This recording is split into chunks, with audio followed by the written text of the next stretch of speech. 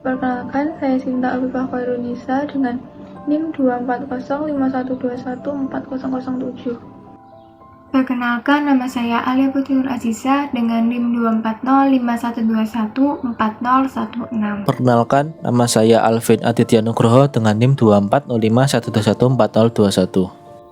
Nama saya Rafatul Lailia dengan NIM 240512140023. Perkenalkan, nama saya Natasha Cinta Aulia dengan NIM 240512140027. Di sini ada forwarding table. Forwarding table atau tabel penerusan adalah tabel internal yang berisi rute yang digunakan perangkat untuk mencapai tujuan di jaringan. Tabel ini digunakan router dan perangkat jaringan lainnya.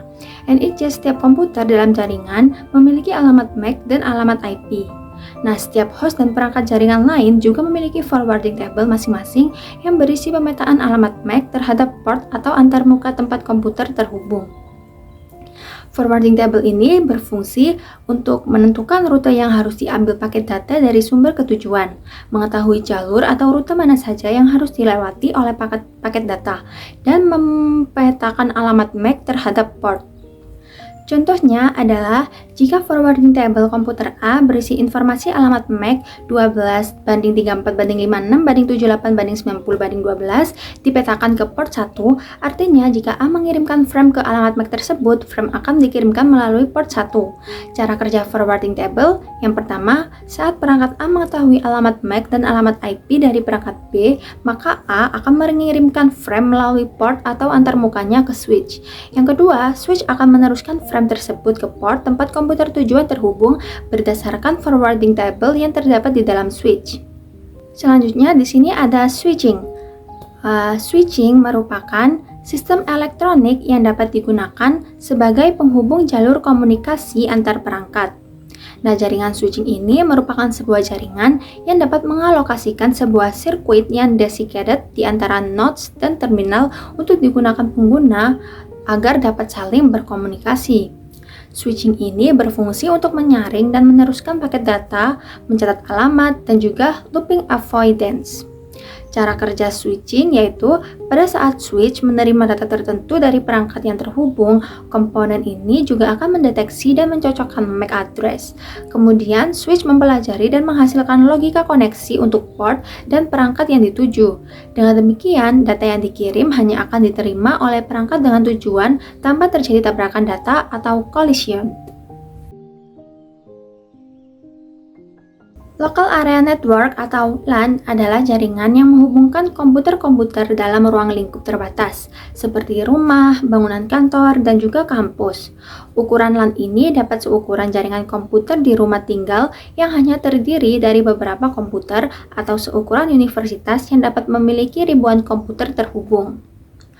LAN ini juga memiliki beberapa teknologi, baik wired maupun wireless. Namun yang populer digunakan saat ini adalah Ethernet dan Wi-Fi. LAN ini juga berfungsi dalam menghubungkan komputer secara fisik, memfasilitasi transfer data antar perangkat, dan juga memungkinkan penggunaan jarak jauh remote untuk mengakses komputer. Di sini saya akan menjelaskan tentang perangkat jaringan untuk LAN. Nah, secara umum, agar sebuah komputer itu dapat berkomunikasi dengan komputer lain atau komputer dalam LAN, harus dilengkapi dengan beberapa step. Yang pertama yaitu Network Interface Controller atau yang biasa kita sebut dengan NIC, atau LAN adapter dengan antarmuka konektor RJ45 jika menggunakan media kabel atau umumnya berdasarkan standar IEEE 802.3. Nah, yang kedua yaitu wireless network interface controller atau biasa kita sebut dengan WNIC jika menggunakan media wireless atau frekuensi radio yang biasa umumnya berdasarkan standar IEEE 802.11. Nah, selain itu, untuk membentuk sebuah LAN itu diperlukan hal yang pertama yaitu Ethernet switch berdasarkan standar IEEE 802.3 jika menggunakan media kabel, atau yang kedua menggunakan wireless access point berdasarkan standar IEEE 802.11 jika menggunakan media wireless atau frekuensi radio. Nah, untuk selanjutnya, saya akan menjelaskan mengenai komponen-komponen apa saja yang ada di dalam wired LAN. Yang pertama, agar komputer dapat terhubung ke dalam jaringan LAN berbasis kabel, beberapa komponen utama itu yang diperlukan adalah Network Interface Controller atau biasa kita sebut dengan NIC, yang dikenal juga sebagai LAN adapter. Yang pertama yaitu perangkat keras yang memungkinkan komputer berkomunikasi dalam jaringan. Yang kedua biasanya terintegrasi di motherboard atau dalam bentuk kartu tambahan. Nah, yang terakhir menggunakan konektor RJ45 jika menggunakan kabel Ethernet. Nah, untuk yang kedua yaitu diperlukan Ethernet switch yang berfungsi sebagai penghubung antar perangkat dalam jaringan LAN. Dan yang kedua memiliki beberapa bagian untuk menghubungkan banyak komputer menggunakan kabel Ethernet. Dan yang terakhir menggunakan standar IEEE 802.3 untuk komunikasi data. Nah, komponen yang dibutuhkan yang terakhir adalah LAN kabel, yaitu media fisik yang digunakan untuk mentransmisikan data antar perangkat dalam jaringan kabel. Dan yang terakhir, umumnya menggunakan kabel twist pair atau UTP atau juga SDP dengan konektor RJ45. Nah, untuk selanjutnya saya akan menjelaskan mengenai fungsi dari LAN kabel itu sendiri. Yang pertama yaitu menghubungkan perangkat dalam jaringan. Dan yang kedua digunakan untuk menghubungkan komputer ke switch, router, atau perangkat jaringan lainnya. Dan yang ketiga, mentransmisikan data dengan stabil. Yang keempat, memberikan koneksi yang lebih stabil dibandingkan jaringan wireless dengan kecepatan yang lebih tinggi dan latensi yang lebih rendah. Dan selanjutnya yaitu menjaga keamanan data. Untuk fungsi yang terakhir yaitu lebih sulit untuk diakses oleh pihak luar dibandingkan jaringan nirkabel sehingga lebih aman untuk digunakan dengan data sensitif. Untuk selanjutnya yaitu RJ45 konektor. Nah, RJ45 ini sendiri adalah jenis konektor yang digunakan untuk menghubungkan kabel Ethernet ke perangkat jaringan. Nah, fungsi dari RJ45 konektor sendiri yaitu yang pertama adalah menyambungkan kabel Ethernet ke NIC, switch, ataupun router. Dan yang kedua yaitu memastikan transmisi data berlangsung dengan baik melalui 8 pin konektornya. Nah, untuk selanjutnya struktur dari RJ45 konektor itu sendiri yaitu yang pertama adalah memiliki 8 pin konduktor yang menghubungkan tiap kabel dalam twist pair. Dan yang kedua yaitu umumnya menggunakan susunan standar T568A atau T568B untuk pemasangan kabel. Di sini saya akan menjelaskan tentang bagaimana membangun LAN dengan Ethernet switch. Nah, bagaimana cara kita menghubungkan perangkat laptop, komputer ke Ethernet switch. Switch berfungsi sebagai pusat komunikasi antar perangkat. Nah, untuk menghubungkan ke Ethernet switch kita membutuhkan beberapa bahan seperti switch Ethernet sendiri, terus seperti itu kabel UTP, konektor RJ45 dan komputer atau laptop. Nah, setelah sudah disiapkan, tinggal kita sambungkan perangkat ke switch menggunakan kabel strike. Setelah itu sudah terhubung dengan Ethernet switch. Tinggal mungkin kita setting IP address-nya atau static atau DHCP dari router tersebut. Nah, keunggulan sendiri dari Ethernet switch menggunakan Ethernet switch itu dia sederhana dan mudah dipasang. Untuk yang satu Ethernet switch ini cocok untuk jaringan kecil yang di bawah 10 orang biasanya, untuk di rumah atau untuk studio kecil. Nah, kekurangan sendiri jika terlalu banyak perangkat terjadi bottleneck atau kemacetan jaringan. Nah, sekarang lanjut bagaimana sih cara membangun LAN dengan multiple switch. Nah, konsepnya itu sama dengan kita menggunakan LAN yang cuma dengan satu switch. Bahan-bahannya juga sama. Tadi ada kabel, terus setelah itu konektor RJ45 untuk menyambungkan ke switchnya. Setelah itu butuh Ethernet switch sendiri dan komputer sebuah laptop. Tinggal mungkin perbedaannya ada di jumlah Ethernet switchnya. Tadi di sebelumnya cuma ada satu Ethernet switch. Nah, di sini dengan namanya multiple switch berarti lebih dari satu.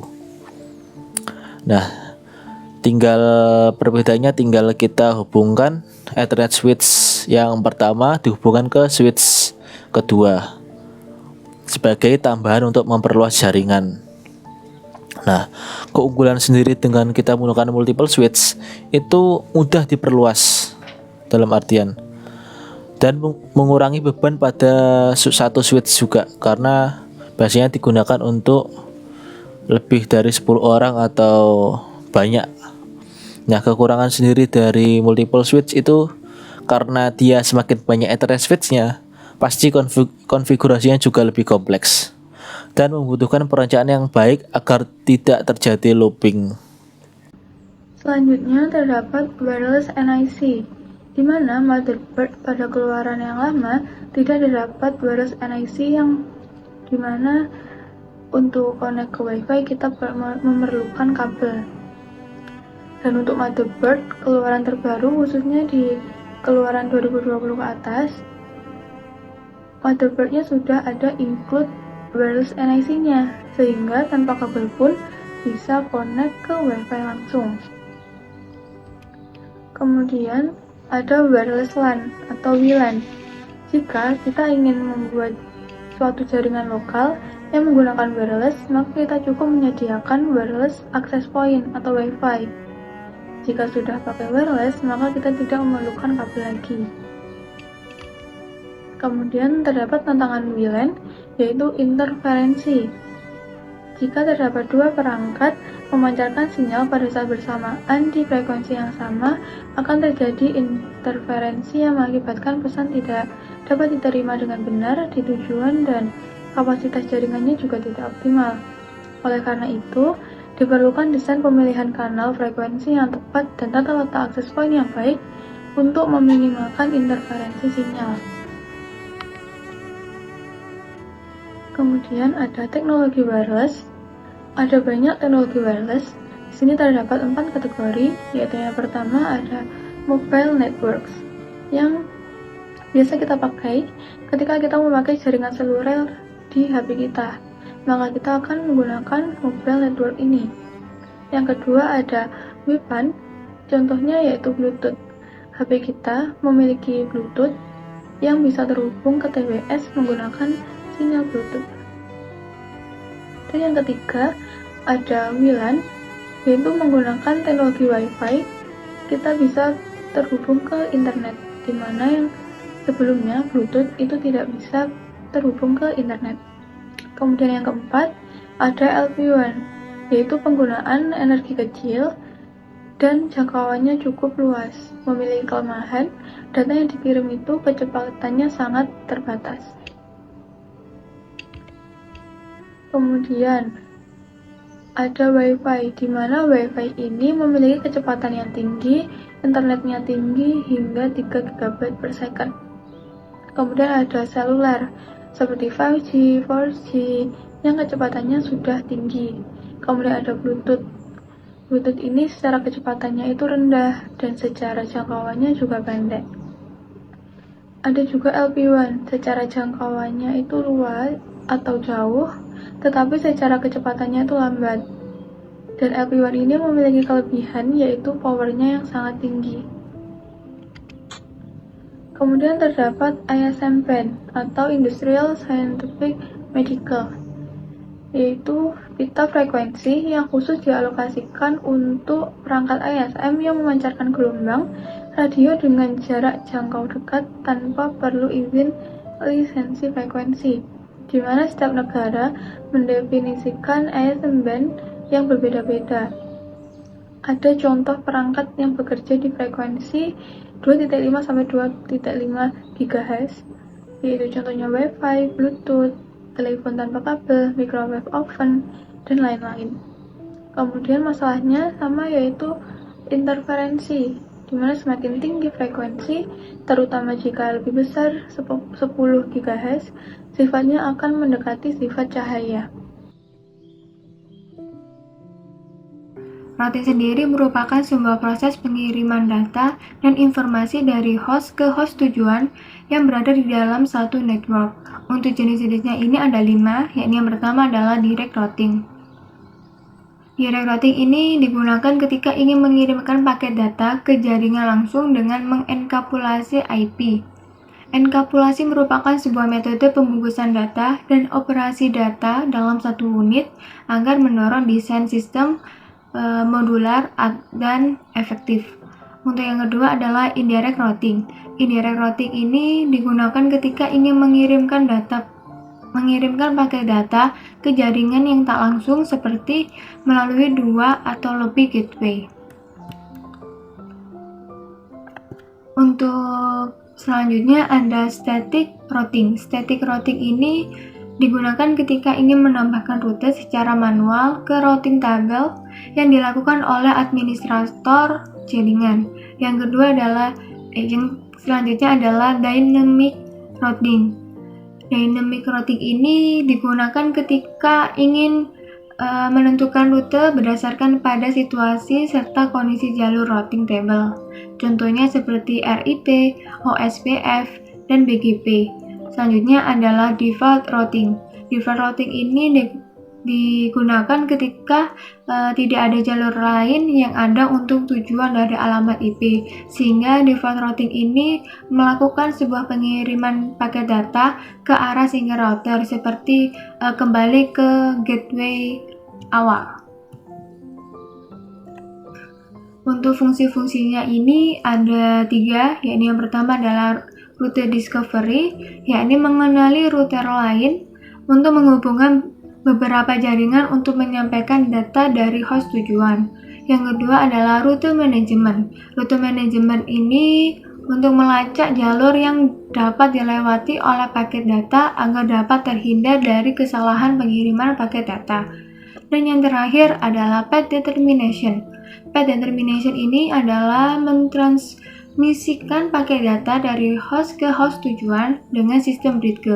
Bridge ini merupakan sebuah alat yang dapat menghubungkan jaringan komputer LAN dengan LAN lainnya. Untuk prinsip kerjanya yakni dengan memetakan alamat Ethernet dari node pada komputer.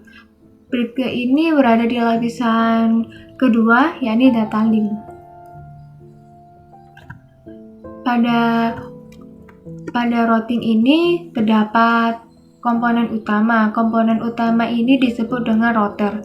Router ini memiliki fungsi, yakni yang pertama adalah mengatur lalu lintas data antar internet, yang kedua menyebarkan sinyal Wi-Fi, yang terakhir adalah menghubungkan 2 atau lebih jaringan komputer. Data informasi yang tersimpan pada router disebut dengan table routing. Untuk cara kerjanya ini ada 4 tahapan, yakni yang pertama adalah pemberian alamat ke setiap pengguna pada jaringan TCP/IP. Yang kedua adalah data yang dikirim dalam bentuk datagram dengan alamat tujuan yang sudah ada di dalam paket data. Yang ketiga, IP memeriksa alamat pengiriman paket data yang akan disampaikan ke host tujuan ketika sudah ada di satu jaringan dengan host. Dan yang terakhir, apabila belum berada di satu jaringan, maka akan ditemukan pada router yang lebih tepat. Jadi ketika belum berada di satu jaringan, maka diarahkan ke router yang lebih tepat. Jadi pada routing ini berlokasi di lapisan transport, lebih tepatnya lapisan kedua, yakni data link. Sehingga pada proses routing ini fokus dengan menghubungkan 2 jaringan agar dapat berkomunikasi dari pihak pertama dan pihak kedua.